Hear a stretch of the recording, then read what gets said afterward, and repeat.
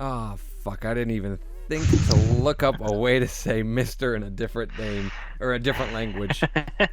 It's been over a month, probably a month and a half since we've last Yeah, it recorded. feels like a long time And for if I'm sure. being completely honest, I feel like we recorded an episode and I didn't upload it. Oh. I think the last one we did, I don't think I ever got around to doing it. For good reason. For those of you who may not have heard, my father passed away.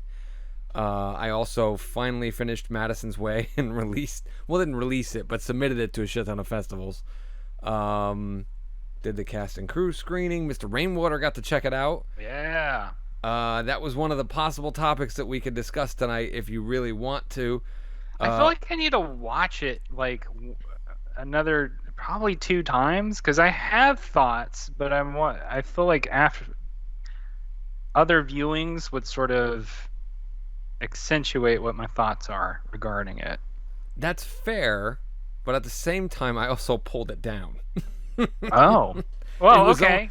so long and the short. We were supposed to have a screening on a Saturday night, last Saturday night, so roughly a week ago, Yeah. and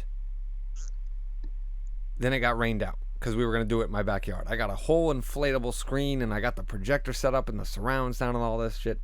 Just rained the entire day, so I canceled it. And this was weeks in planning. And the problem with it was the same problem with creating a premiere as it was to schedule making a film, which is scheduling everybody to be available at the same place, the same time, the same day, yada yada yada. So to wait another month and a half to my cast and crew just felt unfair. So I just uploaded it to online in a private link, and I sent it to all of them, and I was like, listen, I'm not going to make you wait. Here you go. And then when I'm sitting there, I'm thinking, well, there's other people that I know that are going to be wanting to check this out. Yeah, yeah. So I'm just going to shoot it to them, and you might as well let them check I it out. appreciate it. I was super excited. I was gleeful. Well, hopefully it delivered on the expectations, because if I'm being completely honest, nobody has given me like a reaction. Do Nobody has do you want a reaction? good or bad. I want you to Okay. be honest. I don't give a Yeah, fuck yeah. that we're on air. I'm No, very curious to know just I am happy to give you general. a totally honest reaction to Madison's Way. I'm gonna start with the positives, which was overall I liked it. I was entertained, and I had one of those moments watching it where I wasn't really paying attention to the fact that I was watching something. Does that make sense? Where it's You like, were enveloped in it, yeah. yeah, I felt immersed in it pretty quickly, and I really like the actor who plays Madison is really like fantastic. I really liked her performance. It was great. Um, I really enjoyed the overall story. I thought it was. I know that you had originally pitched it as a dark comedy, and there are some comedic parts, Mm-hmm. but it is more on. I would say. I mean, it's almost more like satire, right? Where it's just like you're kind of, without giving too much away, like I feel like a lot of the story is just about sort of interactions between men and women and expectations between men and women, Absolutely. and plays off of that with a premise that's very like kind of over the top in a way, even though it's Sure. very grounded, right? That's what I thought was really interesting about this story, is like this could actually happen, but it's such an over the top premise, like Right. Yeah. that's an interesting like contrast or dichotomy. I don't know what word to use, but it's just like an interesting kind of tension to the film. I would say that there were a couple of shots that I felt like sort of broke me out of the movie a little bit, and it was only shots. Like there weren't other. I can't think of too many things I can't think of anything where it was like none of the acting took me out at all. All the actors did a great job. There was a couple. There was like one. Okay, I'll start here.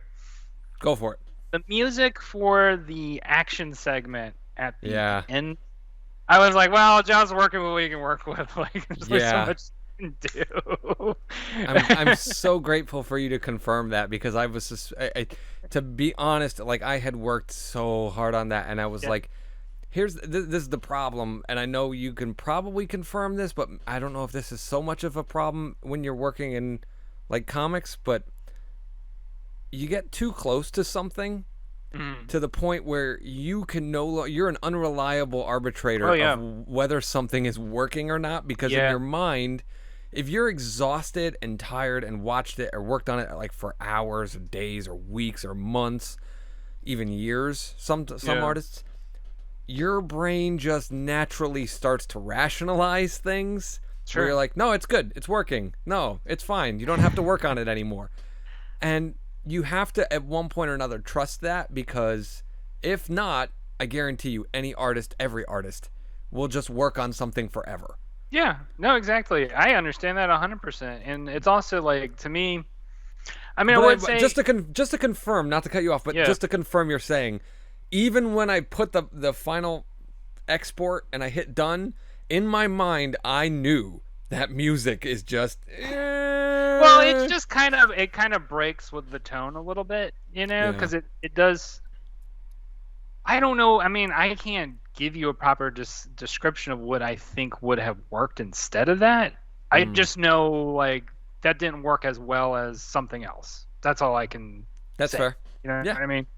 Um, and then I think after that, I would say there were just like a couple of shots that sort of broke me from the movie a little bit, which was there's the one shot where I can't remember his name. He gets shot in the leg. Like Mm-hmm. it's like a real close up Yeah. where it's another one that's like, well, you do what you got, you know. And then there's a shot where I think it's the last remaining guy is pointing the gun at somebody else, and you see the top of the gun in the shot, and Madison's in the center. Do you know what shot I'm talking about? Yes. That shot was the only shot where I was like, I don't know why Zhao is framing it like this. I know like you're trying to show the gun, but because it's not like it's just the top, it just looks like there's a black rectangle at the bottom of the screen rather than a gun, so it doesn't really read as like what the intention was, I think. Gotcha. At least for me. So I'm pretty sure I know what shot you're talking about. I'll have to go back and look, but because that was it goes back to the shot. That shot is shown twice. So that was like that was the only shot I can think of where I was like, I wish that could be either done differently or whatever, you know. mm-hmm. Um, those are my two like criticisms pretty much. Like I Wow. can't really. That's why I'm saying I would like to rewatch it because I feel like there might have been some other things that I could nitpick at, you know, that might Absolutely. be useful for you. But like, those are the two things that I remember very vividly from watching the movie. That was like, okay, it would be probably useful for Zhao to hear this, or at least validating or whatever, you know. No, definitely the music comment is validating 100%. The cut shot to the knee shot, I absolutely know why that's jarring for you, and I'll explain that off air, Yeah, yeah, because I don't want to give away too many secrets about yeah. the film. And then the same thing, I have to nail down which shot exactly you're talking about, and then I'll probably be able to examine it Sure. further. But Yeah, that yeah. last one, but I'm very surprised that you didn't have any other critiques, like the color grading, or at least some of the acting, or the fact that one of the actors is definitely way outside of that age group of all those people there. But that kind of worked too for I that know, for his and see, character. and that's what my brain rationalized it was. It was like, he is within, no matter who your favorite actor is in the project, he's in the top 2 of everybody's favorite. Do you know what Yeah. I mean? Like, he's either the first place or second place of it. And I don't think anybody's going to really argue that. And no disrespect to Yeah. my other actors, but he had the role that was kind of meatier. You know, he had a much bigger opportunity to show some range, to show darkness, to show light, to show, you know what I mean? So there was a lot for him to work with. I don't know how I got on this point. What was I talking about originally? We were talking about. Well, you were surprised that I didn't have too many comments about the acting, and I was gonna say like. Well, one actor is definitely at the bottom for everybody. We're, just in case they happen to be listening, we are not gonna say names on here, but yeah, there's definitely one that falls. That's been the solid critique that I've heard from everybody that has critiqued in even the slightest way. Is everybody has the same comment about one particular actor, and there are reasons for that as well. Oh, interesting. But like the color grade worked because that was a big thing that was sticking with me. I have to tell you though. Go ahead. It wasn't something that took me out of the film at all. Does it fit the tone? Is really the question. Like you know what I'm saying? Because that's real. I think it might have been what kind of gave it a more serious feeling. Yeah. Which I don't know if that was necessarily. I mean, I feel like that's what you were trying to go for after having watched it, because to me, after watching it, I got the sense that the tone that you were going for is you wanted to treat the topic seriously, and that the fact that it was kind of over the top would be enough to sort of give some laughs, but not like cement it as, oh, this is comedy, you know? Yeah. Well, I mean, the whole purpose of inserting jokes into quite a serious situation. I mean, these guys are threatening suicide. They're basically, it's basically rape. You know what I mean? Like what they're doing, they're forcing her into a sexual situation, and she even points that out. And to insert jokes throughout that was just an attempt to add a little bit of levity. Because if you're serious for the whole 20 minutes, it turns into a slog, right? It was a way to kind of endear some of the characters to you, but also mislead you to endear some of the characters, because one of the funnier characters doesn't turn out to be such a great person. Right. And you know what I mean? Like, and that's one of those things where it's like, I really wanted to play with audience expectations. And when I wrote this, it was years ago, like the attempt was to write authentically for both the female point of view and the male point of view. Do you know what I mean? Like, in my opinion, the guys, their feelings are not wrong. Like, they're definitely entitled. Don't get me wrong. That's wrong. But you know, the way they're approaching trying to get this girl this affection is not necessarily wrong in terms of what to do. It's just what they think is right. There's a part in that movie where I laughed out loud for reasons that I feel like I didn't intend. I don't know. Well, I think you intended, but it like went over what you intended, because it hit so hard on something that I have thought in the past, which is there's a character who's like talking. He's trying to, because they're trying to figure out like why did Madison never date any of them, right? Right. And you know, she very bluntly explains to one of these characters like, I don't find you physically attractive, and he's like, there's no way you can think that. Like, that's too shallow for you. You're better than that. And it made me laugh so hard, because it's like I have made that same logical like bullshit reasoning in my head, because just get into infatuation over somebody where you're like, they should totally be exactly what I expect them to be, and that's not realistic at all. It's like, it's not how you treat any human being, right? But and both men and women do this, where when they get infatuated with somebody, they kind of make up like they fill in the blanks. They make up this projected person that's totally not their actual person. Very true. And they put them on a pedestal. And do you know what I mean? And I think she counters with a very valid point, where it's like, in society, there's a very talked about thing where it's like, oh, you know, looks don't matter. And then Madison kind of makes this point where it's like, they do a little bit. Like it is a factor, like how you Or at the present very yourself least, to they matter somebody. to her. So it's Right, like, and that's not wrong. yeah, like if And like basically it's like, well, if you're going to date me, you have to actually meet me at my values. If you don't like my values, that's your problem, right? right. Like that's ultimately that's kind of what I get from it too.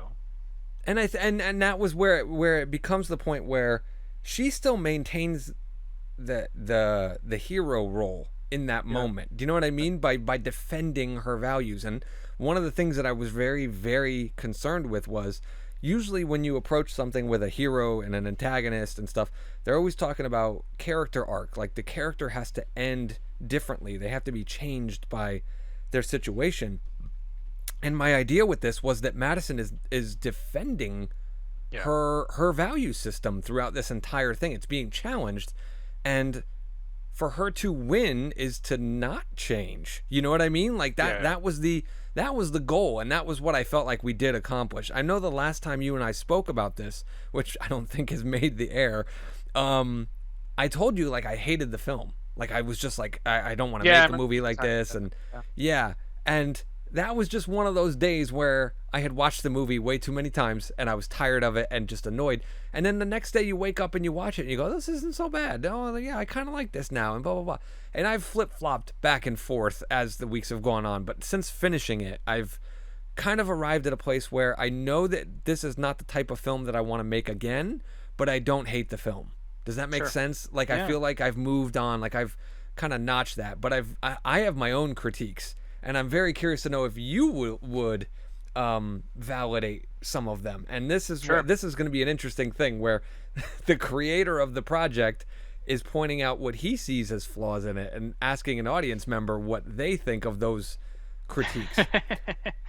I don't think I utilized blocking well enough in terms of both camera and actors. I don't think I moved the camera like. Not just talking about like stating position, but like moving the character or the camera. It's locked down. I don't get a good idea of what that space is like. Mm-hmm. You know, from the shots that are used, because it feels very boxed. Yeah, it feels it is, very. Yeah, it is like Wes Anderson almost box, where it's like, here's this plane, here's that plane, and I don't get an idea of what the three-dimensionality of that room that they're in is like. And the whole film pretty much takes place in that room. So like, well, I mean, and that's the other thing is like, there's the end, like the action sequence at the end or the struggle at the end is the one point at which I think having an idea of what that space is like comes really into fruition, where you would want to have that.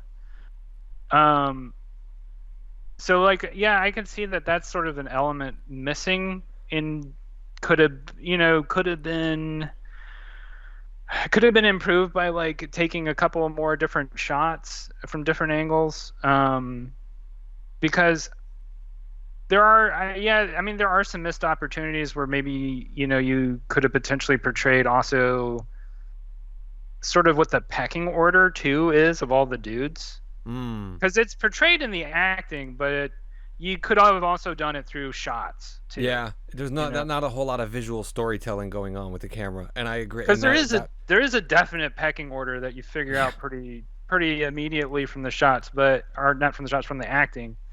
But yeah, the shots would have, I think, help reinforce that. Yeah. And then moving the actors within the blocking of the actors, I feel like they're very just standoffish the entire time, and I felt like there's a lot of missed opportunity to reveal character through their movements.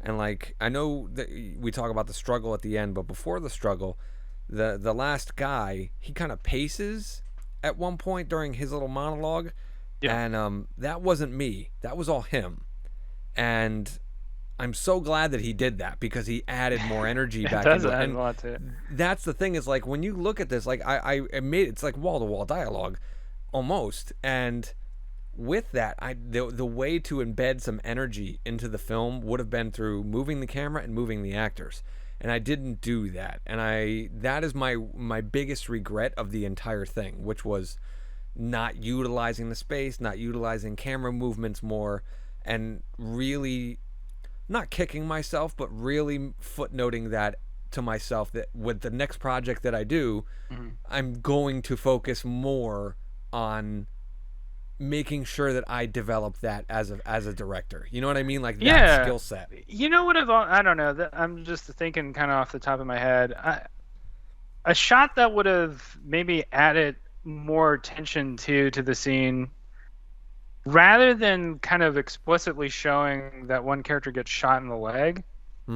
Hear the shot take place from outside the house, so that you give an idea of like, oh, this is audible from outside the house, right? It ramps up sort of Madison's situation in the guy's situation, because now it suddenly involves the outside world, right? So now it also involves the potentiality of the cops showing up sooner. So that ramps up tension, because you're like, oh, well, maybe Madison, maybe the cops show up to help Madison at some point, or somebody else might come from outside the house. That's just another random thought. Like a good Samaritan or something of that Yeah, sort. well, just like as a way of just kind of playing with people's emotions as they're watching the story, basically. Because they do talk about it, like they do kind of. Yeah. There's a mention of like, what are you gonna do? You're gonna fire that gun here? Like people are gonna hear that, right? And then you show that kind of adds on to that dimension. See, I agree with that. I love that idea. I'm creatively stuck, and I mean, we don't have to problem solve it right now, simply since I'm movie's done. Shooting the shit about, yeah. No. But what I'm saying is like, if you had raised that idea, right, the challenge during production, or not even production, during editing, would have been when you cut to the exterior. Are you releasing all the tension? Are you leaving the immediacy of that moment? Do you know what I'm saying? Like, yeah. I understand what you're saying. There are benefits to exactly what you're saying, but how does that affect the and containment that idea might be better utilized with the struggle at the end, is having like a little shot where you kind of hear them struggle. That way you can increase tension because the audience doesn't see what's happening, right? It becomes part of the parallel action of everything that's going on. No, I agree with that. And scripted wise, there was supposed to be gunshots going off during some of that final struggle. It just, because of production got out of hand, I mismanaged the schedule a little bit. Our first 2 days where we hit our fucking schedule so beautifully. I think I've said this before. And the third day just went off the rails because I'm now going on 37. And I didn't understand the lack of sleep and food deprivation affects me, and we just dogged that third day, and that was my fault. So that's another lesson that I learned. It's one of the reasons why that fight scene feels a little clunky too, because I really would have done a lot better on that camera work had I been fresh and had a separate day just to knock that out. But wishes and all that can float away in the air because it ain't gonna happen if it ain't gonna happen. I'm surprised that you haven't mentioned the audio at all. I didn't really see. This is once again why I feel like I would need to watch it again to give you a really thorough. Well, see, here's the thing though. If it didn't pull you out of the film, it wasn't something immediately that was like taking me out at all. Like I said, the only thing the audio was the one song used at the at the end, and it didn't take me out that much. It was just like, oh, that doesn't quite match. That's fair. I'm shocked though, because you've seen some of the AI tests that I've done repairing audio, and you're aware that some of the audio was repaired by AI. I had no idea which lines were and which lines weren't. It wasn't obvious to me at all. So that's awesome. That's pretty incredible. And the truth of the matter is like, I'm giving credit to the AI, but I need to give credit to myself here as well. A little ego boost, because when you process the audio, like junk audio, through AI, it does not come back the way it ended up in the film. Like, I needed to actually dirty the audio so it didn't sound so clean and perfect. You know what I mean? It needed to fit the actual scene. It had to fit the acoustics of the room and what the character's wearing and all that kind. Like, there was a lot of time that was spent fixing some of that audio so that it fit back in. So I'm glad to hear that you didn't mention it. That to me is that's a benefit. So to wrap up this, because I don't want to talk about it the entire time, I am happy to announce that we did win some awards already for it, which was Fuck fucking yeah. crazy. Within weeks of, not even weeks, I think it was like a week or two of submitting to one of the festivals, we won Best Ensemble, and I got the Grand Jury Award for Best Director, which This was is pretty awesome. That's it's, awesome. I'm proud of it because, well, so not to pull on heartstrings or anything right now. Last year we knew that my dad was going downhill, and when we went into production on Madison's Way that weekend, and that this was one of the reasons why I wanted to get a film done. I had one I knew my dad was going. We didn't know when, but I knew that I had to get something done. And I looked at my finished scripts and I said to myself, what is producible? Do you know what I mean? With the resources I have now, Yeah. what can I pull off? And this was it. And I know that I had Angelia, who played Madison. I had worked with her prior on some other projects, and I knew that she could pull off that role. And we went from there. And the weekend that we went into production, my dad was rushed to the hospital, and that was like the big start of the serious decline. So it was a race against time to get the film done, and I'm just very happy because the man was literally on his deathbed. Okay, when I won this award, so I was going through a lot. It was a silver lining in my life to win that award and to be able to tell my dad that I won that award. You know what I mean? So like Yeah. he could be proud of me. Now, truth be told, I don't honestly think I deserved that award. I think the actors and the crew make me look better than I did. That's the I God's honest understand that. truth. Yeah, yeah. So when everybody tells me congratulations, I'm just like, nah. It's really the crew and the actors made me look a lot better than I actually am. And that's me being honest and humble right now. Like I really don't feel deserving of that award, but it was very fulfilling to me to be able to tell my dad that I got that Yeah, award that's awesome. before he passed away. So Yeah.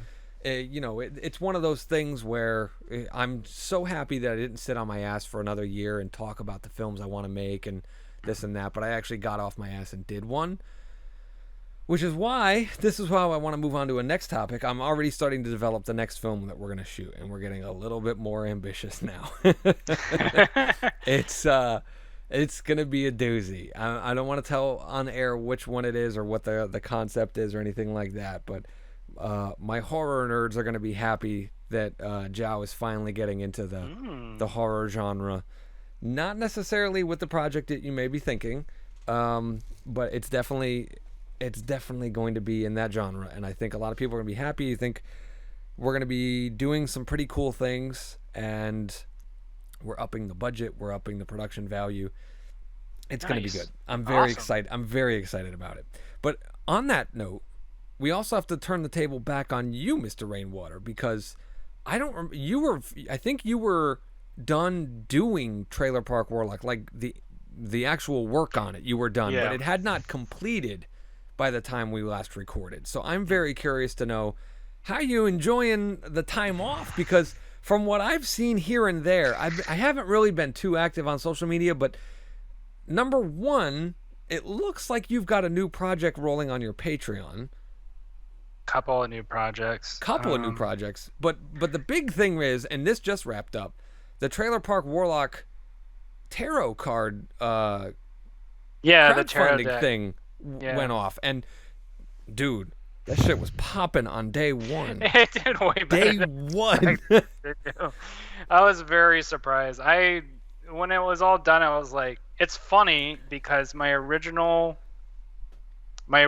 goal that I had set for it was 7,500, and I was like, I don't think it's gonna get there. Like, I don't feel enough confidence about that. So I was very conservative and was like, we'll do 2,500. That's about 50 people, you know. 3 times that showed up, so that was a nice surprise. And I was able to meet one of my stretch goals, and now I'm about to do the manufacturing and fulfillment aspect of that, which I was feeling really awkward about and anxious about, but I had a pretty long conversation with a reader on my Discord channel yesterday. He helped me figure out some logistical stuff that's gonna help me get this all taken care of within the next 2 months. So That's awesome. yeah, I'm the tarot deck camp. What's interesting is that I started designing the tarot deck in 2019, and then I didn't really have any plan about it. I was like, yeah, it'd be cool if it got printed, but I didn't have any expectation about it. But as you know, I started releasing cards with every episode of Trailer Park Warlock, and having readers ask me like, can we make this thing an actual reality? Can we print it? You know, like it took me a while where I was like, okay, I guess we're gonna do this. Like, it was about there were a lot of readers asking. I'll leave it like that. And I think I drove them a little bit crazy because I was just like, I don't know. I mean, maybe, you know, and I kept kind of kicking the can. And then when Trailer Park Warlock ended, I was like, I have no excuse. Like, everybody keeps asking about it. I might as well do it. And took that jump, and it's worked out, you know? Like, I still have to do all the fulfillment part, right? It's very daunting, I'm sure. I remember when we had to do that on Digits, it was pretty. It's daunting, and like, here's where I learned how to budget suddenly, you know? And there are also different entities that get a slice of that pie, you know, just because they have a hand in it. And so I'll be very fortunate if I get, you know, a little bit for myself, you know, but my main goal is to make sure that this gets printed and in other people's hands for the, you know, the people who pledged and backed it. Like, that's my first goal. And beyond that, like, that's kind of where my focus is right now, is just like making sure that gets done more so than even the other stuff that I'm working on. Like, I'll chip away at it as I'm in the middle of fulfilling the tarot campaign. So like, the other two projects that I'm working on are, I'm just calling them transitional stories, in that they are a transition point between a major work to the next major work. One of them could end up being a major work if enough people like it when I publish it more widely, but I'm not betting on that right now. That's not something that I feel strongly about at the moment. You know, I'm kind of in this place where I'm looking at these are stories I would want to write. They seem fun to me. I have an opportunity to make them because I'm done with Trailer Park Warlock. I think that they will help me build my Patreon subscriber base, and I think they'll help me build my audience. Beyond that, I'm kind of going on a wing and a prayer a little bit, you know, like. That's so, every project, though. That's every project, yeah. And I'm also sort of pacing them out in a way where I'm thinking to myself, okay, if these don't work out like I think they will, I'm writing them in a way where I can cut them when I need to cut them, you know, like, they're both about year-long projects. Okay. Well, no, I should. So, Legend of Redneck, that is probably a 4-month project, if I just do it as I originally intended. And then Mega Geo Brothers is probably a 1.5-year project. But because of the way that I make it, it can be done slower, and I can kind of do it in the background of something else. Because I had started on it as I was finishing Trailer Park Warlock. So I think there was about 4 or 5 episodes of Trailer Park Warlock where I was working on Mega Geo Brothers in the background, just when I had extra time and I had the extra energy to do it. You know? Unfaithful artist, you. Because cheating on your primary. Is like, I need something to back myself up when this is over, because I knew Trailer Park Warlock was gonna be over, like, definitively over.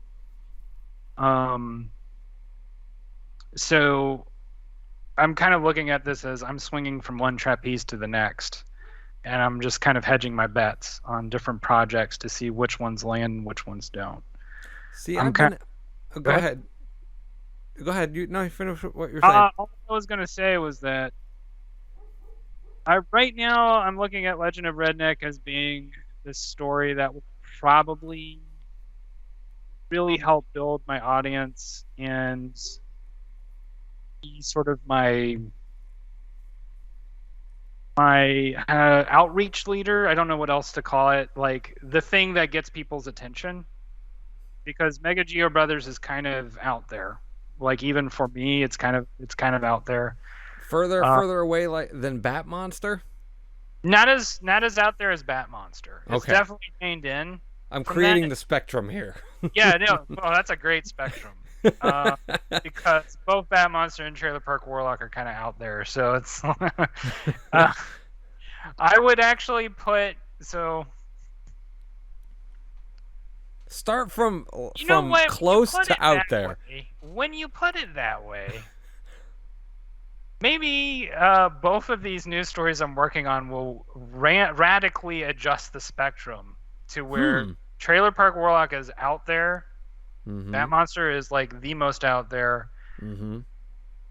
Legend of Redneck will probably be the closest to like accessible. Okay. Yeah, that's a great word to use. Yep. They're both more accessible than Trailer Park Warlock or Bat Monster, but Mega Geo Brothers is still kind of weird. Like I as I'm writing it, I enjoy it, but I'm like, this is kind of weird. I don't know to whom this is going to appeal. You Yeah. know. Yep. Legend of Redneck, I know exactly who it's going to appeal to, so I feel very confident about it. I could be totally wrong too. That's the other thing is I could release it and it's just not appealing, and that's just part of the risk that I take. I got a lot of that with Madison's Way. Everybody Yeah. was telling, not to turn it back around on No, me, no, but no. everybody was telling me. So my work is almost never out there in terms of like being weird or inaccessible. Mine is usually, this is the word that people throw around, edgy or borderline offensive. You know what I mean? Like that's the spectrum that people put me on, that particular wavelength where it's like, oh, people are not going to be happy that you dropped the F bomb in this one. And I'm not saying, and I'm not talking about the word fuck. I'm talking about the other F bomb. Yeah, yeah, yeah. You No, know what I mean? I forgot. So, but not to get defensive about it, but that word was specifically put in there Yeah, yeah. to, It was used to characterize the person who used it for sure. yes, because that is a moment when you start turning a corner on that particular character. You know Yeah. what I mean? Up until that part, he's probably one of the more enjoyable characters, and then he drops that, and you're like, oh, I don't like him anymore. You know what I mean? And Yeah. it felt within character, and that's one of the reasons why I did it. But the whole, I don't want to call them incels, but that other people have. Do you know what I mean? Like that kind of dynamic of like a, I don't even know if I would call Madison a feminist. Like I don't know if those words technically define these characters as like a feminist versus four incels. I wouldn't describe it like that, but it comes down to like the what does Joe Bob Briggs call it? The intentional fallacy, where it doesn't matter what the fuck my intention was. It matters how the audience is perceiving it, and Yeah. everybody's going to perceive it differently. Some may group up, some others won't, etc. But it was never my intention to paint a feminist versus incels type thing. But either way, it's being perceived somewhat like that by people, and they are just saying, "Wow, this is edgy," and some people might not like this. So that's how we're kind of going about it, where it's like I have zero expectations for the project overall, because and I've told this to the cast already. I'm like, people could get upset just because we have that one F bomb in there, and despite liking it otherwise, be like, oh, we can't program this because, you know what I mean? Like half of our audience is gonna fucking riot if we do this. Like we can't show this. And I understand that, and I knew that going in, that was going to be a risk. The whole thing is a fucking risk, and as we've been talking about. So that's the kind of thing, though. But in terms of not leaving the discussion about risk behind, you talked about transitional projects, right? Yeah. So I have always called my projects, quote unquote, just test projects. Digits was a test project. Can we make a feature film? Let's just see if we can. Like, we Yeah. weren't trying to make a big time movie. We were just seeing, can we make a movie? And then Madison's Way was, do I still have that ability? Am I as good as all the shit that I talk? Like, it was an exercise. Can I pull this off now at 10 years later? Yeah. And I've moved past that. So I don't know if I'm in a transitional thing, because now the next projects that I'm working on, and I did say projects, I'm looking at it differently. I'm starting to look at it like through the eyes of a business person, which all of my artists just cringed. But I don't know how else you're supposed to make art in this world, though. that's what I keep saying. Like, I'm not trying to make billions of dollars, or Yeah. you know what I mean. Like, I just want to do this as a living, make Yeah. enough that I can pay the people that work for me a decent wage, and maybe take home some myself and keep a roof over my head and give my son a good life. Like, that's my goal with it. So when you make a short films just don't make money. It's just fucking, but they cost money, but they don't make money. So I'm already coming up with like a plan where it's like, okay, what if I make several short films and they have a running through line, and I kind of package them together as an anthology film, and I can Like package that as a feature, right? And sell that, and that could work off. So now the next goal is to find a way to create a running through line for all of the films that I'm going to be shooting over the next year or two, maybe 3, and be able to package them together. Now there might not be money up front. There more than likely won't be. But the idea is to start building something. Do you know what I mean? Like, I told my actress the other day, I was like, this movie will never be free available on YouTube, because a lot of filmmakers do that because they're desperate and thirsty for validation, right? Sure. And they justify it. They rationalize it with, well, I need to build an audience, and I need to da da da. And my rationalization is, I value what I did. I value what we did as a team, and to just give that away for free so some schmuck on the internet can say, you know, control the fucking comments section, or mark their thumbs down, or whatever it is, make their memes, who cares? Or people can just watch it for free. I don't see the value in that for me. I don't, you know what I mean? Like, I make the film. I would say if you figure out how to make a business model that works in that way, I'd love to know how that works, because I personally cannot. I have not found another model that works outside of that. And The giving it away for free thing. yeah, because that's been the model for, I mean, probably 20 years now. You know, like that's been the way that people have built audiences, and then they later monetize based on popularity. But how successful do they monetize? Because I remember Screen Junkies tried to do that on YouTube. They created a channel, and it crashed and burned like terribly. And the reason, in my opinion, this is just my observation, was because they set the standard of free initially. Yeah, everything I was agree free. with you. I agree with you on that, and it's a very frustrating dynamic, because I can say at least from the perspective of comics, like, it has set the expectation for commission rates. It's set the expectation for high quality stories that get released on the internet, and people just expect them to be released for free. And expect artists to basically be supported off of the good intentions of the readers, right? I'm not a fan of that model. Me neither. But I also have to acknowledge that it's the model that seems to be thriving right now. Thriving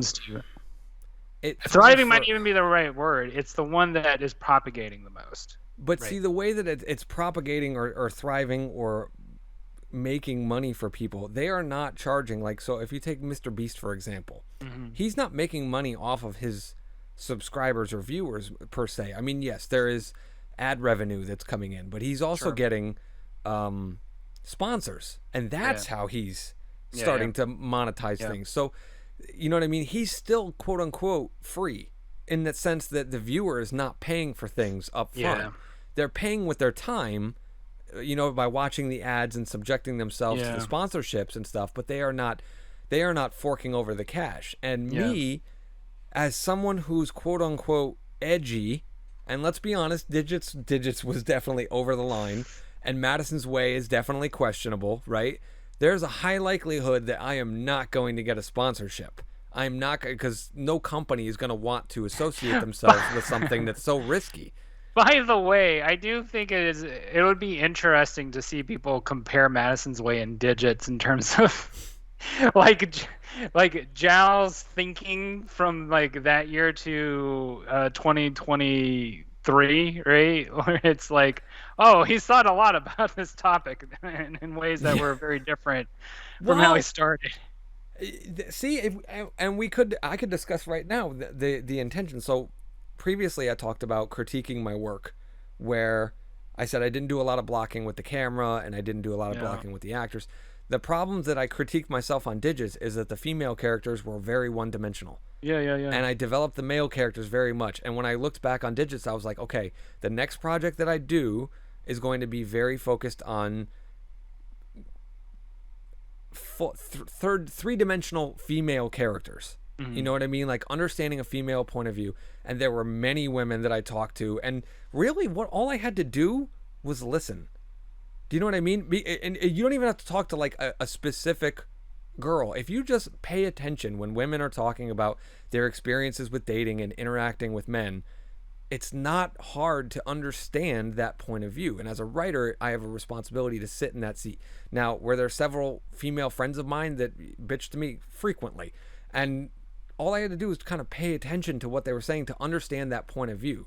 I didn't like rip things that actually happened. Nobody actually, put up a suicide pact and threatened somebody. Yeah. But just getting into that mindset, all I had to do was pay attention to the women around me, my sister. You know what? Like, there's plenty of people that complain about it, and getting to understand that perspective was very important to me. And it didn't really apply when I was writing Haunted, because while the main character is a female in that, it's not really a gender specific role. It doesn't have to be a female character. Do you know what I mean? It just happened to be that. So when I was writing Madison's Way, it was an opportunity for me to really paint a definitive three-dimensional character as a female, and that was what I did. So when you look at Digits, the females are just very, they have one opinion on something, and that's kind of what their through line is the entire movie. It's not their perspective, and that's how I rationalize that. But for this, I definitely wanted to balance that out. So there's definitely, so if anything, you'll see growth. But the same kind of fucking humor and smartass and sarcasm, all that shit is still there because it's me. But that I would be very interested in seeing that, because, like I said, I'm developing projects, and I just sent somebody several scripts that I have not yet produced, and they read like 5 scripts of mine within 24 hours, and I was like, I want to pick your brain so bad, because you are probably be able to pick up on subconscious things that I am doing that I am not even noticing. So I'm very curious to have that discussion with them. But yeah, I don't know. Would you say that there's a growth between Digits and this in terms of even like the technical thing? I think there's definitely a huge fucking growth. No, absolutely, all around. It's growth all around. That was going to be my biggest question to you, which was, did this feel like an amateur film? No, it felt like an evolution of a filmmaker. Like I said, there are moments where I'm like, oh, that could have been done differently, Mm-hmm. But the overall project felt like a maturation. You know what I mean? Like, I'm at the end of it, I'm like, well, I'm ready to see what Zhao is going to do next. Works for me. Anyway, back off of me. So, going back to it, yeah, I'm very curious. See, I don't know if we can monetize things the same way, though, in terms of business structure, because the way people consume films and the way they consume comics is a little different. It is different. It's also different expectations in terms of how much time is going to be spent on those two things. Yeah. I mean, I will say I hear the way that you want to structure this project, and I go, yeah, that could work perfectly as a YouTube channel, and then you just plan it out where you do all of these segments in the anthology, and then at the end of it, I mean, maybe as you're going along, you pick up sponsors and whatever, you monetize in whatever way you can, right? Yeah. And it builds in terms of, your stories get more and more technically better and better or whatever because you're able to put in more resources. And then at the end of it, you go, hey, y'all want a Blu-ray DVD of this? Let's do a crowdfunding campaign or whatever. Yeah. That's one thing that I think about when you talk about that. At the same time, I'm with you that I would prefer to see a model where it's like you make something, you put it up, people pay you money for it, and that's the expectation. I, this almost feels like a philosophical Yeah. thing for me where I can't personally, I can't envision what that model looks like. Probably because we've been in this current model for so long, I can't envision what it would look like to have people who are successfully just, they have an audience that's willing to just pay them for their work outright. Can I play devil's advocate here and ask kind of an asshole question? Yeah. Do you think on a subconscious level it would affect you personally if you just started doing that, where you put up a paywall direct to your things, whatever, and then it's like you stopped getting viewership or whatever? You would feel as though your work wasn't good enough to be paid Oh, I mean, for? I can say that I already feel that. I mean, because like the two projects I'm working on right now are behind a paywall on Patreon, and like I know how many people it's getting out to. It's a very small number. And I think, oh, well, I would like to see what other people thought about it so that I can get more feedback on it to know if what I'm doing is even worth the time. You know what I mean? Like, it almost doesn't matter to me on some level. It almost doesn't matter to me whether or not I'm getting paid for it in this moment, Mm-hmm. because I don't have enough numbers to let me know whether or not something is good. Like, I need big numbers that I can filter through to go, okay, this is working or this isn't working.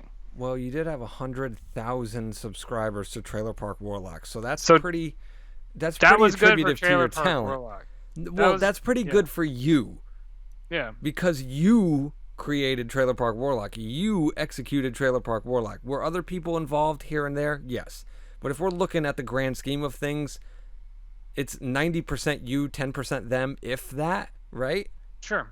So that's a testament to you, in my opinion. Well, it's a testament to me, and that's a testament to me making Trailer Park Warlock. That doesn't apply in the same way to other stories. That's very true. There's a humility that needs to be applied because there are directors who get lucky with one hit film and then their sophomore slump, and then you never hear from them again, and it's like, oh, this guy was just a one hit wonder. Bands, it's songs, that happens all the time. I see. Here's the thing, and I'm not saying this is good or bad. For me, I don't give a fuck anymore. Yeah. This is where I'm at, where it's just like, I'm going to make a movie. If you want to watch the movie, you're going to pay for it. If you don't want to watch the movie, you're not going to pay for it. And that's the end of it. Yeah. But to me, it feels like it's like the confidence when you go out and like you hit on somebody, like you're going to, try and chat them up, get their number, go for a date, whatever like that. If you're timid and you don't have a confidence level and that swagger, that charm, whatever, you're not going to get that number. Do you know what I mean? And that's kind of how I'm looking at it. And really what it is the problem of distribution, is being discovered. So if you put up that paywall, you are limiting yourself in already a vast sea of art noise across the internet, right? It's a giant fucking ocean, and you're just making it harder on yourself. But at the same time, are you standing out by putting up a paywall? And this is the question that I've been asking myself, is if somebody came across, say I uploaded a film, say it was Madison's Way, say it was Haunted, I don't give a fuck, whatever you want to play, to YouTube, and then I uploaded Digits to YouTube, and I uploaded something else to YouTube, and each one of them was behind a paywall. Yeah. Somebody comes across a video of mine that's free, and they look at those things, and they go, oh, this guy's fucking charging for his movie. I can't just watch it for free? Yeah. Huh. In my mind, all that does in the audience mind is raises their level of expectation and interest and going, oh, this guy might be something. Let me check this out. Now, when they see the movie, if it matches that expectation, they're going to go and, they'll tell somebody, they'll be like, oh, this really good fucking thing on YouTube, and I just heard it. And come to me, I can tell you where these hidden gems are. Go to this guy. You know what I mean? They'll praise it. If it sucks, they're going to run to IMDb and Letterboxd, and they're going to give me a half a star, and that's going to fucking tank me to anybody who wants to do their research. But sink or swim, I'm still getting that $15, $8, whatever it is that I'm charging for it. And when I don't care anymore as to whether or not people do that, that's when I feel like as an artist I win and I feel free. You know who Dave Portnoy is? Yeah. Barstool Sports, the pizza guy. Yeah. He recently came around to Connecticut again. He was going from a trip from New York up to Boston, and he was hitting all the pizza places that he hadn't hit before. So he's hit all the big New Haven ones: Pepe's, Sally's, Zupardi's, Modern, all those. He's given them their big scores that they rightfully deserve. And he had gone through it again this time, and he went to this place called the Little Rendezvous in Meriden, Connecticut.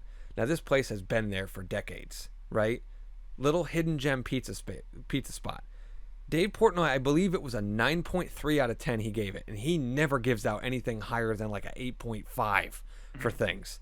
So for him to say 9.3, the fucking place blew up, right? And all of a sudden, they got like 2 weeks worth of profits in 1 week.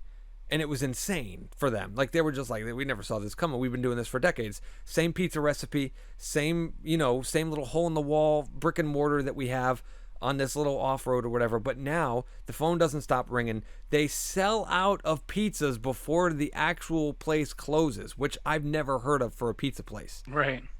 And all they did was just do what they loved all the time. And then suddenly somebody came along and found them with a distribution channel, a way to shine a spotlight on them, and all of a sudden they're this giant success. So to me, when I see things like that happen, it's like, even if Madison's Way gets no festival acceptances past what it's already done, if we get no other exposure, nobody's talking about it, whatever, that doesn't mean it's a bad film. It doesn't mean that we sucked. It just means these people are fucking idiots, and we know a lot of them are. I mean, they gave me a fucking great director award. Like, that should tell you how dumb they are in the first place. But the point is like, I don't really care anymore. The reason I dropped $2,000 on film festivals submission fees, just on the off chance that we're gonna get exposure from people, and you know what I mean? Like, they're gonna come and they're gonna see a film that they have no inclination to see. They don't know who I am down in Baton Rouge and, on the West Coast or in Ohio or wherever these fucking film fests are. They're just going to sit down, watch a film, and if they like it, they're going to look me up afterwards. If they don't, they're going to, they're just going to forget about me and move on, or they'll go on the internet and trash me. Either way, I love the haters because they're talking about me and driving attention towards me, and someone's going to look, you know what I'm saying? Like, I'm at that point now where it's like, I don't care. I just want to make what I want to make. And if you like it, that's great. If you don't like it, that's great too. But I'm just going to do what I want to do, and I'm not going to let the fear of success or validation or money or any of these things affect me anymore. I'm going to be reasonable when I budget out how the film is made and all that kind of stuff. But at this point, especially now that my dad is passed, it's irrelevant to me. It doesn't affect me anymore. And I realized it was only a week ago today that my dad passed away, and in that time, there's been a lot of self-reflection. You know what I mean? When you go through a big life event, you really tend to turn inwards and you start examining yourself and really what matters and what values. And all I know is I'm happiest when I'm on a film set. I'm happy when I premiere a film or a film gets shown or something like that. And from now on, like, I fucking Neil Breen, man, he don't give a shit. That's you true. know what I'm saying? The model that you are pitching is the Neil Breen model. And it's fucking working for him. It is. For the wrong reason, but who cares, because it's working, right? Yeah, like, it's working. Did he crowdfund his last movie? No, it's all he's been independently funded the whole time, as far as I'm aware. He's still funded though, Yeah, which is more than 99% filmmakers can say, which is yeah, more than I say. I self fund. You know what I'm saying? Like doing all yeah, these videography gigs and all this nonsense.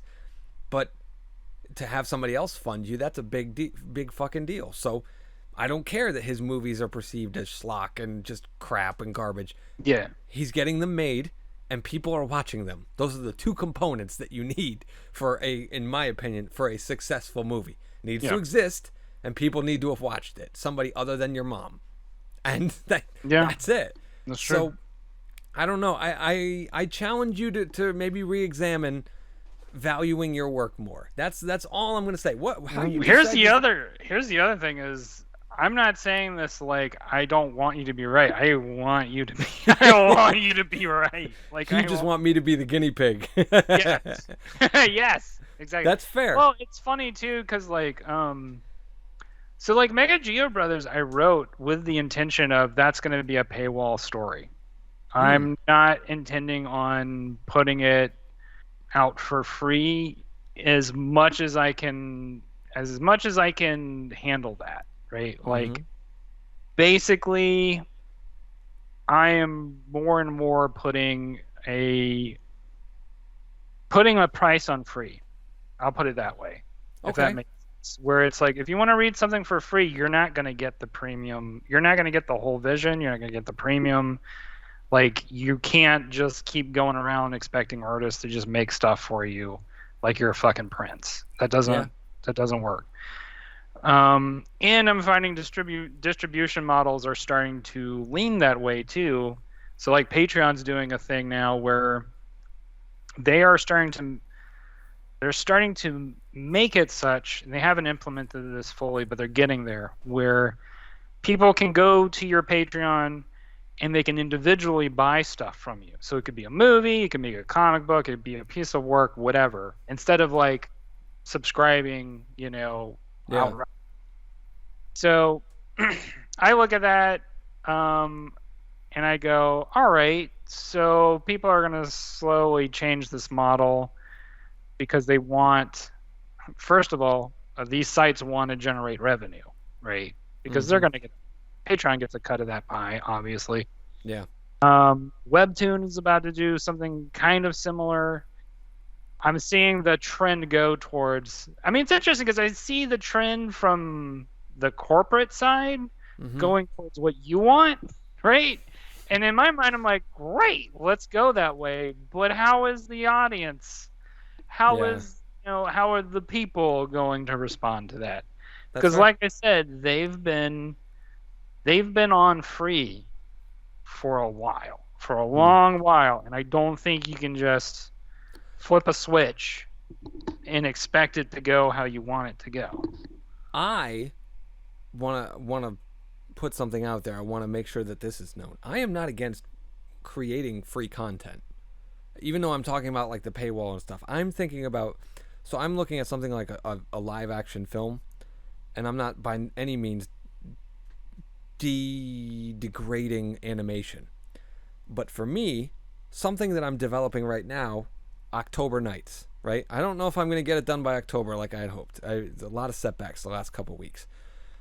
But the way that I've already figured this out price wise, the only things that I really needed was like Midjourney, which cost me about $300 for a year, which is pennies if you really think about it in the grand scheme of things. And my Adobe subscription, which is, you know what I mean, is already built into the cost of my other projects. So for me to create this short thing where if I make several animated episodes, I can put that on my YouTube channel because those are very cost effective to create. They're all, you know what I mean? They're basically very easily paid for and justified through other things. So I don't need to charge for something like that.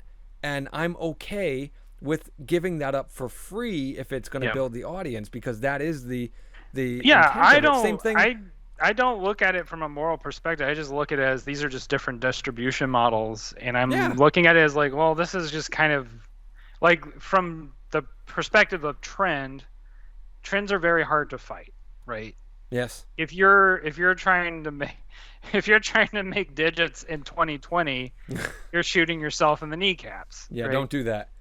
Um, Don't make digits at all. If you happen to find the script somewhere online, I'm not doing this from a copyright IP protection thing. Just don't make digits. It's not a good career move. if you're trying to make superhero movies in the early 90s, it's just not going to work. If you're going to make superhero movies, though, in 2015, suddenly it works because suddenly everybody's on board.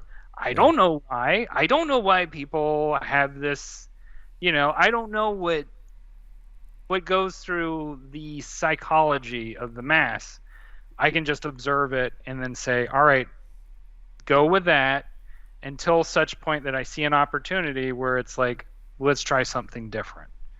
And I'm saying, in terms of what we've been talking about, I am saying that it looks possible, more possible than in a long time, that things are going to trend in the favor of the model that you want to have happen, right? And I'm happy. I'd be totally happy with that because I think that artists should be respected for the work that they do.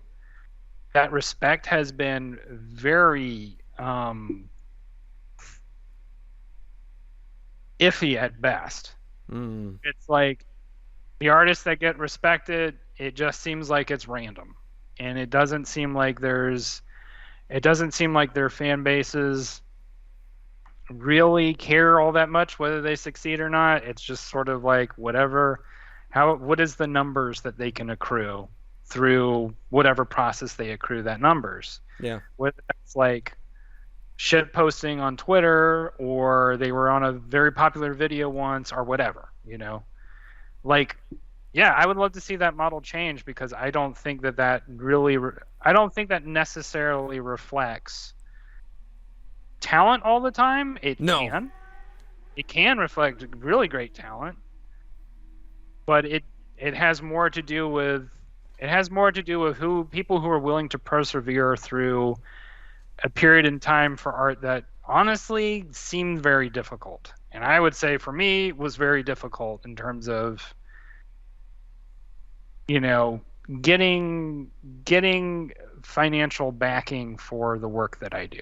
And I was very fortunate. Like, I was very fortunate that Webtoon found me. I was very fortunate that I had the support that I did have. But it doesn't work that way for everybody. And it doesn't work that way for anybody for any model. But It's go ahead. Not to cut you off, but it's like I see, like, you were talking about like the numbers, right? And I just posted about this earlier today. I networked the other day. I went to a film mixer in the middle of the week to get my mind off of my dad, and I met a guy, and he was just continuously asking me question after question after question about filmmaking. And I don't think he knew much about filmmaking, but he was pitching me this idea for a website or an app or something about how you could sell your script as if you had a budget attached. Stuff that's been done, right? Yeah. And failed. And then he was asking me about my project, and of course I was happy to talk about that. And then he asked me about the budget of it, and I was like, well, I'd probably say all in it was probably about $10K when you factor in equipment and food and props and costumes and all that kind of stuff. Yeah. In the grand scheme of things, 10K is not, it ain't shit. And he was like, oh, how'd you get that funded? I'm like, I just self-funded it. Like, I saved up money, I sacrificed, I did not buy things. Like, it's not fucking hard to raise $10K of your own money to get a camera, to get microphones and all that kind of jazz, if that's what you want. And we exchanged information or whatever, and like the next day he was on Instagram messaging me, and I took a look at his profile, and he has like 10,000 Instagram followers, and then he's got like 100,000 or a million or something, I forget what it was, TikTok views or something. And that doesn't impress me. You know what I mean? Like, I understand that that's a great distribution channel, but he very clearly wanted me to invest money that I saved up in from my films in his website thing that he was developing.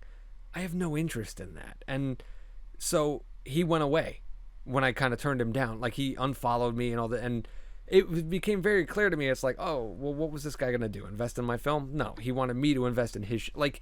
So even the people who have thousands of fucking followers and views and all this kind of shit, they're still scraping for money too.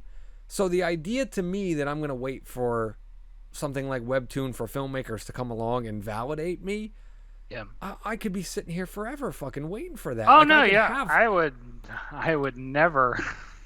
I'm not saying you were, Yeah. but I'm just saying like that is the mindset, and that was my mindset for a very long time, Right. especially when it came to Right. Haunted, which was I need somebody to fund this film. And now I'm very much at the point where it's like, no, I'm going to fund this film, but I can't do it right now. I just need to be diligent and save up the money and, you know what I mean, and come up with a realistic budget where I can make this good enough for a good enough cost and then value it from there. Like putting on my businessman hat and trying to understand this more because like I said, it's an ocean of creators out there. Everybody's turning to creating and being artistic and stuff. And let's be honest, a fair amount of them are in it for the wrong reason. They just want the success and some kind of childhood validation or whatnot. As the Joker said in Batman '89, well, that is all behind me. And it's just, it's not even a factor to me anymore. Yeah. It's not. And it's so freeing, which I never thought I would say as an artist, to not, to actually value the money of it and not care about giving stuff away for free and getting the likes and the shares and the subscribes and all that kind of stuff. It's so freeing to me. Like I got notes on the scripts that I sent that person. They're like, you're gonna offend some people by saying this, and I was like, I don't give a fuck. And at this point, it's just like, this is what I want to do, and I'm just gonna do it. And and I encourage people to start thinking differently about it. That's all that I'll say. Even For sure. I'm not even challenging you because I think what you are doing is and I'm not demeaning you by saying this, a safer route. And that's it is. It's a safer route. But see, but that route might be right for you. And that is a personal decision on behalf of the artist. It'll be right for me until you prove me incorrect at some point in time. I'm like, oh fuck, I'm gonna do that. Rainwater. Let me tell you this. The first thing I'm fucking doing, if I ever quote unquote make it, let's say I make Cemetery Sweethearts and I get millions of dollars, the first fucking thing I'm doing is reinvesting in my friends. The same way you did in me when you had a little bit of money from saved up and everything like that. You invested in me to make the video for the Trailer Park Warlock Tarot. And I'm glad that helped me so much though. Did it? I'm cuz you say I was investing in you, but I was investing in me by investing in you. I'm glad that helped because I was unsure if I really delivered to you did great. It was expectations. Great. And you also introduced me to Envato, which totally changed my perspective on a lot of stuff because on how good I am because you realize some of this stuff I pulled was from there. In terms of like it totally changed my perspective on like how video production is done nowadays and how any kind of art production is done nowadays because I do so much of my stuff from the ground up. Yeah. But suddenly seeing a site where it's like, oh shit, like, well, first of all, I found a database for fonts, which for me is extremely exciting, right? Because I do some amount of graphic design, I do kind of become a little bit of a font whore sometimes. Okay. So like, that was cool, but then my main point was. So the thing is like I didn't realize that there was so much like you could work with other people, right? Yeah. But pay very little, right? So long as you make an arrangement of. Are you talking about me or are you talking about people on Envato? Envato. Okay. Yeah. No, I do feel like I didn't pay you enough, but whatever. I mean, I feel like I charged you too much, so. So I think we can meet in the middle and just say we're good. I mean, I know that some of that you used. I mean, I know that you used Envato for some of that, but still, like, it wasn't work I was gonna do, right? and that was time saved for me And in that's using your expertise. well, and that's the thing too, is that like that's the way I justify using Envato for certain things is it's a time saver, Yeah. right? That's like a big part of it. But just like Midjourney, like when you're prompting AI art, just because you Yeah. put in the prompt the first time doesn't mean you get what you And want. that was my ultimate point, was like, oh, now I feel very differently about Midjourney, because there is so much fucking art that people can just pay 38 a month for, that you can just plug and play into your stuff. Yeah, And like, granted, it's supporting physical artists, right? And it's putting money in their, absolutely. right, Yeah, which is cool. But at the same time, it like, I go, okay, well, a lot of art that's being made isn't being made from the ground up like I had assumed for a long time. And I also found out where all that stock imagery comes from, because I had been wondering for a long time, and I had ended up using a lot of that, for the video that I ended up making to be used for the tarot campaign as like an introductory video to just explain the whole thing, which was a really fun process for me. Like, it was only a 2-minute video, but like, um, the process of putting it together and kind of thinking it out as a narrative was really fun, hmm, and just got me thinking in a different way, because I do video editing every once in a while, but not that often. sure. And that one was the first one where I felt like, oh, I actually like kind of did a fun little narrative thing here that I wouldn't have thought of before. And that was just having fun with stock imagery, right? Like, just Yeah, kind of stringing together edits of stock imagery in a way where you can kind of tell a story. So, but yeah, I mean, so I'm in multiple ways, you helped me a lot with that, because good. that 30-second video, I tried to plug as much as I could on Instagram when it made sense to plug it. And I think it really did help bring people into the campaign, because it's a good looking video. Like, Thank you. it's catchy, it gets the point across, it's just the right amount of length. And I I feel felt like like it it was. Go ahead. Let you Well, what I was going finish. to say is, I feel like it excited a lot of people who were interested in the campaign but weren't really sure if this was going to be a real thing.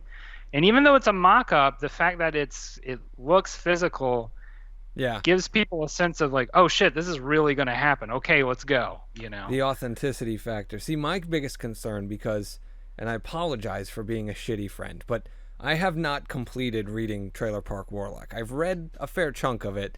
I have not read the entirety of it. But what I was hoping for out of the video was to kind of capture a little bit of the tone that Yeah. you kind of went for, and I'm very curious to know if you felt like I did that, because to me that was my overall goal with it. Like, yeah, I took a video effect or something or whatever from here and there or whatever like that, but the criteria in which I was using to select those things was, does this fit the feel of Rainwater's project? Is it on brand? Does it fit the tone? You know what I mean? Like, it does it Yeah. convey that sensibility that Rainwater has created with this IP? And that's really what I wanted to go for. Your Even things, choices were made made sense. And I can't remember, because I'm trying to remember, because you had made a bunch of choices where they're like, oh, that totally works.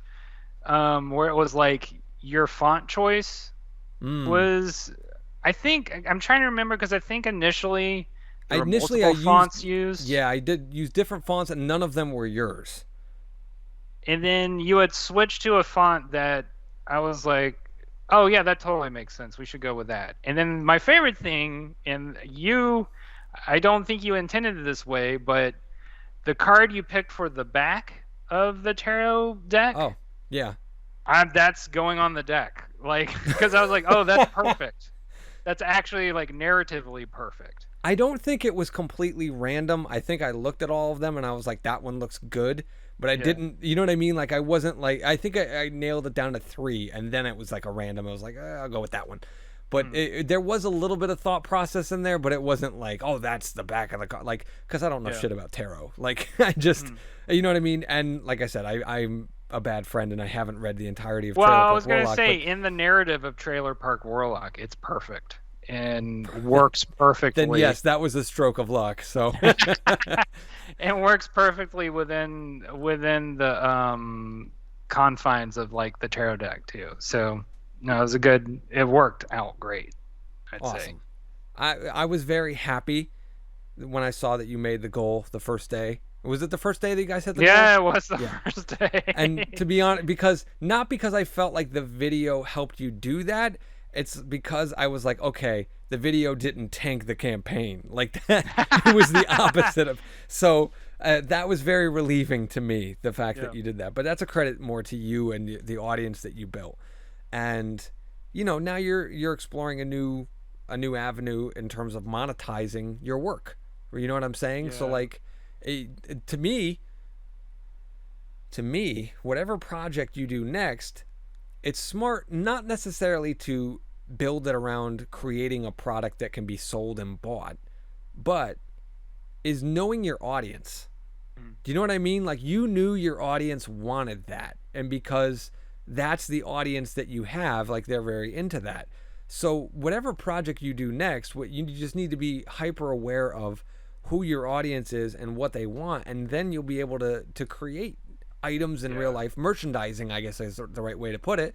And that's another avenue for you to monetize your work, especially if you do decide to give it away for free and Yeah. not behind a paywall. Like creating merchandise is another way to monetize your work, and there's nothing wrong with that. We did that with Digits. We created T-shirts with like stupid shit on it, and that sold a fair amount. It didn't make money, but it sold more than I expected it ever would. Like stupid shirts that we just came up with on the random. So that's I think another way for an artist to value their work is like, okay, this is taking off. Who is my audience? And a brilliant thing that you did, and I can't wait for me to have an opportunity. I don't know how or where I'll implement this, but if I get the opportunity, the way you interact with your audience, where like you said, you have your Discord channel, Yeah. and you know what I mean, like you respond on the comments thread on the Trailer Park Warlock comics. That to me is genius. For you know what I mean? If you're fucking Alan Moore, you don't need to do that. You're getting paid, you have money, you're security. But as an independent artist, as someone who's up and coming, whose name isn't a household name in comics yet, that's genius to get to know your audience better and make it more personal for them and for you. Well, the other thing is I'm just fucking lonely. So it's easy for me to do, but also I would say that it became really obvious to me really quickly that most other webtoon artists don't really interact with their audience. And I looked at Way to that and I was like, stand out. well, that's something I can do differently. Stand out. And it's Yep. been a fun process too, because I've gotten to kind of know people a little bit. That has helped me. It certainly helped me figure out like some aspects about the audience for Trailer Park Warlock that were not immediately obvious to me. Like a large portion of them are D&D players, which upon later reflection should seem obvious, but Yeah. but it wasn't obvious to me at first. And then as I started hearing people talk about sort of their lives a little bit, like I was like, oh, there's another D&D player. There's another D&D player. Okay, I can kind of get an idea of like who these people are, what is kind of going on with their lives, and why they're attracted to Trailer Park Warlock. And did you ever think about making a D&D campaign? I've thought about that, and I've been asked about that too. So it's Not something. the worst idea. I know. I would have to kind of figure out what. First of all, I have to even figure out what the fuck I would be doing, right? Because Yeah. I've never really done that before. I don't really know what that entails. But it is on the back of my mind, because it's like, yeah, that could work. And the biggest struggle, I think, that, and correct me if I'm speaking for you wrongly here, but the biggest struggle is, especially when you're learning a new avenue. So for me, learning animation for October Nights, it's a very big struggle of I have a lot to learn, but I also have these other things that I want to work on in the realm of things I already know how to do. Mm-hmm. So it's a matter of where do I place my time? Because you have a finite amount of time in a day. Yeah. And you know what I mean? And if you work too much on like a D&D campaign for Trailer Park Warlock, then you slow down progress on Yep. another thing. You know what I mean? And Yep. that becomes a thing because you're taking an even bigger risk going into an avenue that you're not fully educated about yet. And Yeah. that can be troublesome for an artist who's already scrimping by. So Yeah. to me, like I just had to mothball a project that I was planning on doing. I was going to do a very, very, very good project. I finished the script for it and everything. 7 minutes, but it's so ambitious. And I looked at it this week and I just said, I am not prepared to do this right now. I don't have the resources to do this right now. And it's painful, but I had to shelve that project because it's just like, know when to do it the right time and do it the right way. So at least I got it. The script is done and I know that I can like do it at some point. It's just not yet. And I have to, that's how I have to structure. And this is the thing that I wanted to talk to you about tonight. And I know we're already going long, but both of us are at the same avenue because I was working on Madison for quite a long time and you were working on Trailer Park for way even longer. But now we're both completed with those projects and we're both faced with that same conundrum of what's next. And the biggest fucking thing that I hate, like I showed Madison to somebody like within days of it being completed. And the first thing they said after like, oh, I really enjoyed it, blah, blah, blah, was, so what are you doing next? And I just wanted to fucking murder them where they stood. It was just like, give me a minute. You know what I mean? Like trying to rush it. But so you're working on transitional things and I'm working on the things that we've talked about, but I'm curious to know, is there like a big thing in your sights? Like, are you doing any long-term planning? Because that's basically what my short became was I realized I was like, I need to do a long-term plan here. What's my 5-year goal with all of this? Like I'd never done a 5-year business goal before or like art goal, but now I'm starting to really value the idea of having a roadmap of what I want to do and what I want to get done and trying to stick to it. So I'm curious to know if there's anything loftier that you've got going other than transitional stuff. These transitional projects I started on and started creating because I wanted to use them to test what I want to be my business model coming up, which is I want to see if it's possible that I can create a business model where I'm releasing free comics, right? But in the meantime, there's a paywall where I am releasing comics that I've just finished. So like you can read old content for free, right?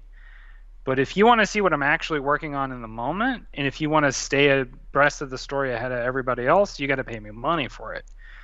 And that's not a bad way to go. That's the model. That's specifically the model for Legend of Redneck. For Mega Geo Brothers, I am probably going to just keep that behind a paywall for its entire life. We'll see how that goes. I feel like that's going to be very risky, which is why I've kind of hedged like these different titles the way that I have, and then my ultimate goal is to work on what I'm calling a spiritual successor to Trailer Park Warlock that will, I don't know how it will be released yet. I don't know if I'm going to do a free model. I don't know. Like, I'm kind of like, I will probably piggyback it on the model that works for Legend of Redneck if it works. In other words, where I keep doing the, like, release it for free, but if you want to stay abreast of the story as I'm creating it and finishing it, you're going to need to get behind the paywall for it. And then just find other ways of, because, like, I'm basically at this moment where, okay, I know I can monetize Trailer Park Warlock, and there are other projects that I can do with it in terms of merchandise and stuff. And I'll do that, you know, maybe every half a year or maybe every year or something like that. And then I'll just kind of build properties that I can basically, as each property matures, it becomes like a little dividend for me that helps me fund later projects. And so they kind of accumulate over time. And that's like I'm looking at it as I'm hoping it would be a lot faster than 5 years. It would be like a 3-year model where I could get to a point where I'm self-sufficient on that model, if that makes sense, rather than rather than like having to do side gigs and stuff like that, Yeah. No, I Um, understand that.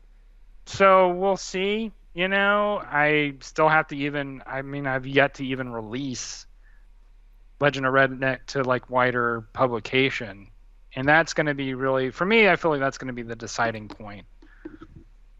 I wanted to ask because we had talked about this. I think it was off the air discussion, but we had talked about this long, like 2 months ago, at least 3 probably.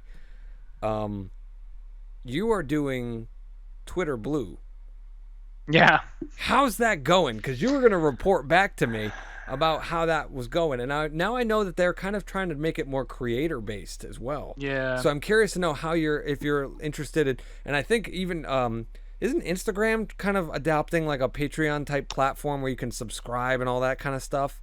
It looks like it. They haven't been as vocal about it as Twitter True. has been. I'm not so like I recognize they have this verified account thing, but they haven't like I said, they haven't really advertised what you're supposed to do with it, how it works or whatever. So like currently Twitter seems like it's the more competent of those two platforms. I would say, especially based on the model that you want to work with, I would say Patreon would be the way to go.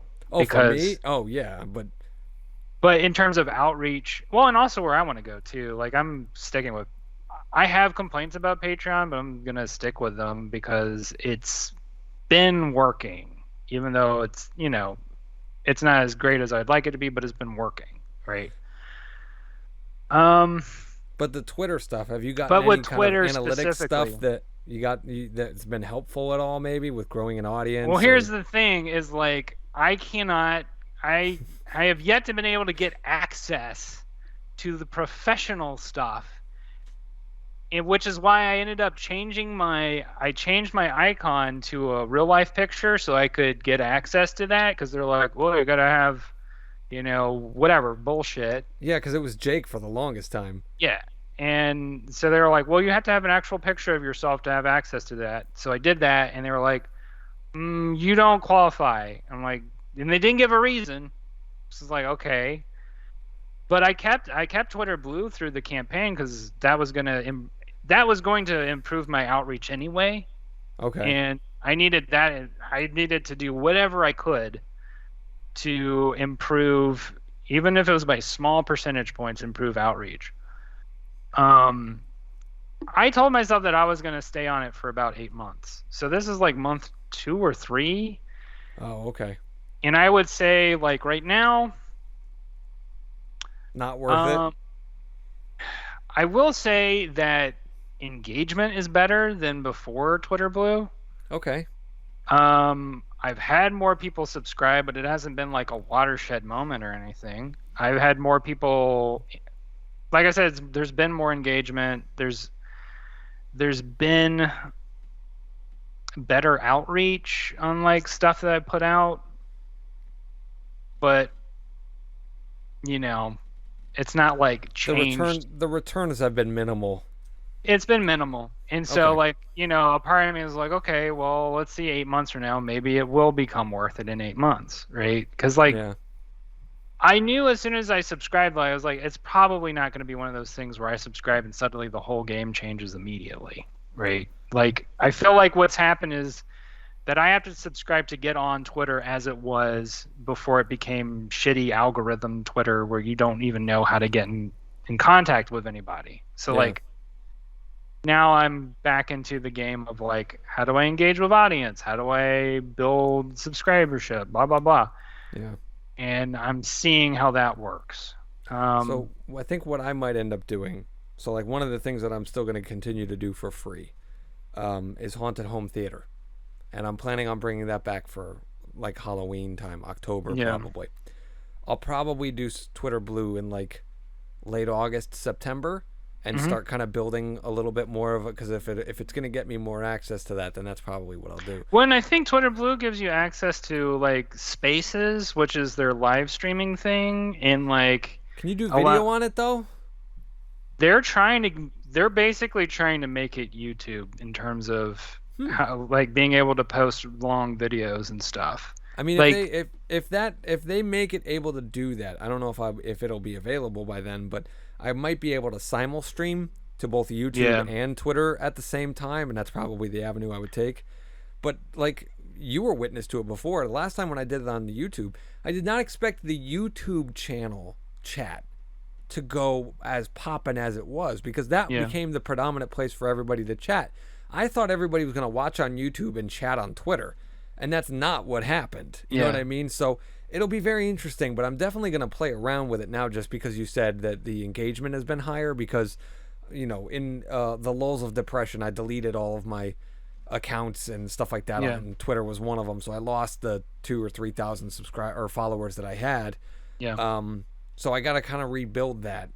And if that improves the algorithms, then that's probably the avenue I'll take. It's not very costly, right? It's like $8 a month or something. it's $8 a month, and then you can also do, like, if you buy it for a year, you get a discount. I don't remember what it is. I don't need it for a year. Fuck it.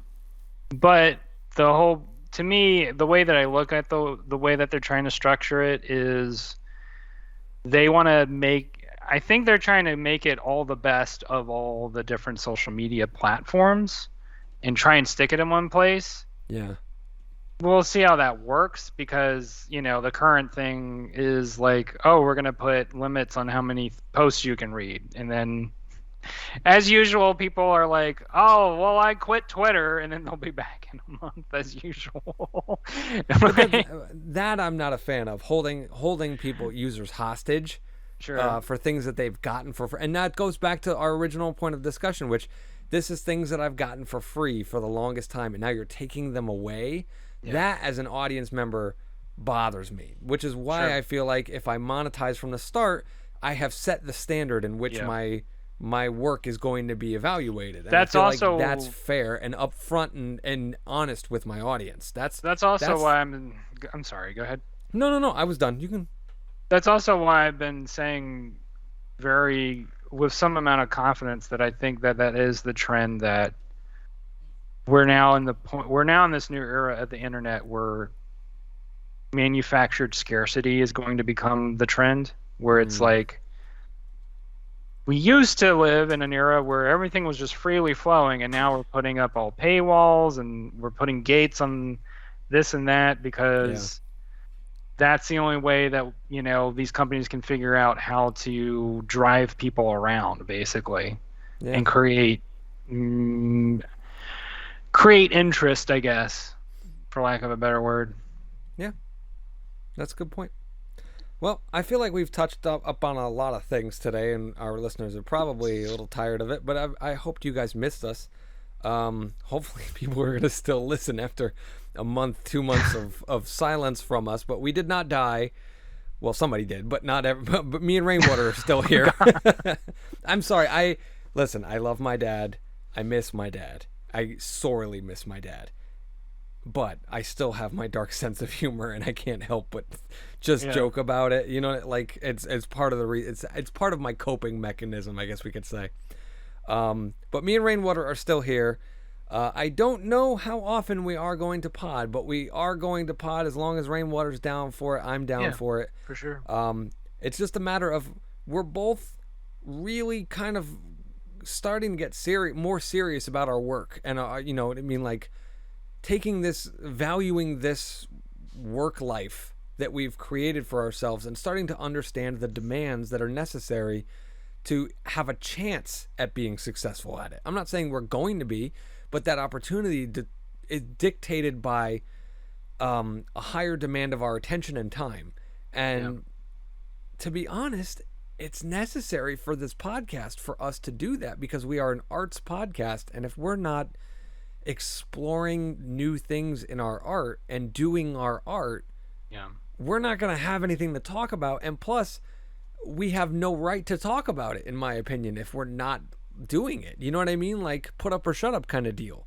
So yes, the pod might be fewer and far between, but it'll be a little bit more worthwhile, I think, because we're going to be talking more about the new experiences that we have. Shit, I can't even wait to start talking about how the AI art game has changed in the last month and a half. Fucking generative fill in Adobe Photoshop is a game changer, folks, because the whole stolen art argument just went out the fucking window with Adobe Firefly. And then on top of that, Rainwater, you were the only one that responded to this, but I knew that you were going to when I posted the tweet about how I was starting to turn the corner against AI art when I realized how impersonal it makes the artist feel about their created works. Do you know what I mean? Because I saw this once where somebody was like, they posted a Midjourney thing that they'd created, and they were like, please go ahead and critique this as hard as you can. I have a thick skin. And it got me thinking, I'm like, I don't give a shit if somebody like hates on an AI thing that I created, because, and then I caught myself thinking it. I was like, I didn't create it. And I was like, fuck, did I just think that? Like, it's a very big disconnect between I prompted this versus I took the time to draw that circle and color that dot and da. Like, there is a difference. And that was a very big moment in my my opinion for AI art and everything. And I think that's a topic that we could definitely go an hour on. Yeah, because I would be personally interested to kind of pick your brain about this thought that I think that it rubs off on audience too. Like, there are audiences who just hate AI stuff because they just hate AI stuff, you know, and it's not political platform told them to. Yeah. But then I think there is a more subtle aspect of it where it's like, I think there's just some sort of qualitative aspect to it where it isn't, like, I've been thinking about it as like, I think it might be like high fructose corn syrup of art, where it's just like, this doesn't taste like real sugar, you know, and you can tell, you know what I mean? And it loses a little bit of, and like I had said, it makes it impersonal for the artist, but I think it makes it impersonal for the audience, where it's like, oh, the artist did not spend weeks of their life fine-tuning and creating. Like, you can adjust prompts and re-roll and all that kind of shit, but the dedication and craftsmanship starts becoming more appreciated because, and it's like I said, this is one of the reasons why everybody tells me all the time they want me to do a podcast where I'm just reviewing movies, and I say this all the time, there's a fucking pollution of that across the internet that I don't want to attribute to. AI art pollutes the sea of art. You know what I mean? The fact that an artist used to have to take days or weeks or months out of their life to create a work made that work much more special, but it also lowered the amount of art that was released onto the internet. So if it's so simple that I can create 4 different pieces within a minute's time, do you know what I mean? Like, that's gonna flood the internet and pollute it, the art world, the art internet, if you will, and it's just gonna diminish the. Well, the most interesting thing that it's done too is I think it's just made people really disinterested in like realistic art, if that makes sense, because it's, or I should say hyper realistic. So I think my point is like, people are no longer interested if you can replicate reality, because it's like, well, we can. An AI program could do that so easy. So now it's about like, what perspective can you show me that I've never seen before? What can you? And this has been my argument since the start. AI can only recreate what has already been created. Yeah. It cannot create new. It takes elements from different things, which is what artists do. They take different elements and they hodgepodge them together, but it cannot create something new. So if you have a new idea, you are going to elevate your game. But the problem is, as soon as the AI absorbs it, you got to come up with something else new. And creating new things is hard. And and this is where you have an attribute, Mr. Rainwater, over me by far. And this is meant as a loving compliment. The weirder you can think, the better advantage you have. Yeah, do you know what I'm saying? Yeah, like, I'm much more of a straightforward, grounded type artist and storyteller, and that's been done to death. Like, that's and my point of view is like, that's classic. But if you can be overly stylized or very in abstract thinking, like you have an edge on AI art. Like that's really like a strength that you have now, whereas before it was looked at as odd and off-putting, and people are like afraid to put in the time and the work. But now they'll be so bored that they're going to want to put that energy and effort into discovering what a weirder thing means, or find, you know what I mean, or seeing something they haven't seen before. So that's going to start becoming, and like you said, the more surreal something is, or the more unique that it is, that it hasn't been recreated by an AI artist or something, that's giving you an advantage. So, you know what I mean? It's a very interesting time, in my opinion, for not only how artists are going to adapt with AI, but how audiences will. And that to me is exciting, because who the fuck knows what's going to happen? Yeah. And I'm excited to see where it's going to go. Like, yeah, the jobs thing and blah, blah, blah. That's a different discussion. In terms of the culture, the zeitgeist, I am very excited to see how the world responds. Yeah. And that's just me. But we can go into that on another episode. For this one, I think we'll wrap up. I would like to say thank you to everybody who tuned in, who has not unsubscribed to us and thought that we died or gave up the podcast. We didn't. We're just very, very dedicated artists, and I would highly recommend that you go subscribe to Mr. Rainwater's Patreon. Can they just look you up on Patreon at Matt J. Rainwater, and they'll find you? It'd be simple just to do a quick search.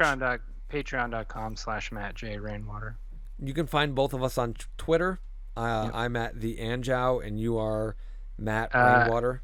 At Matt J. Rainwater. I always forget where the J is. It's not on Instagram though, right? Right. Yeah. It's different on Instagram. I would say to follow me on Instagram, but I hardly follow or post my art stuff on my Instagram. I have a Instagram for my AI art that I barely ever use, but I would encourage you to follow the Jow Films account on Instagram, because that's where you're going to get a lot of info. If Madison's Way is so fortunate enough to get accepted into festivals around, we will be posting there where the screenings will be. So that's a good way to do it, to check it out in the theater with other people, and can understand what me and Rainwater are talking about now, since, like I said, I do not plan on putting that puppy on the internet for free. So if you want it, you're not even going to be paying me. You're going to be paying a film festival to go and see it in a theater. Technically, I'm just paying for the chance for a film festival to program it in their festival to be shown in a theater.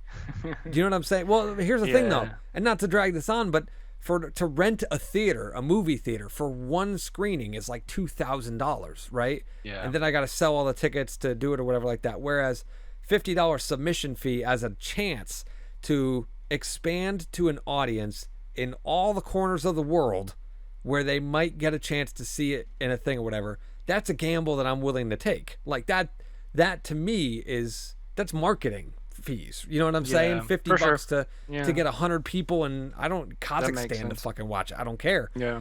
That's why we submitted to a lot of international festivals. I'm hoping we can expand it from just the Connecticut and the United States base.